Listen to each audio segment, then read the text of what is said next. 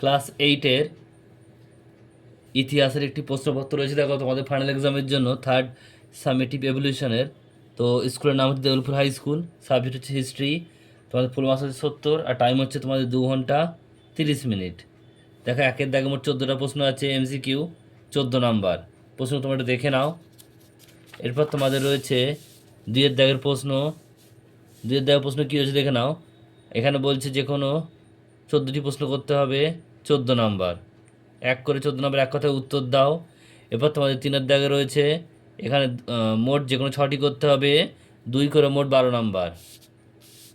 এরপর তোমাদের 4-এর দাগে রয়েছে দেখে নাও, 4-এর দাগের প্রশ্ন যে কোনো 5টি করতে হবে, 3 করে মোট 15 নাম্বার।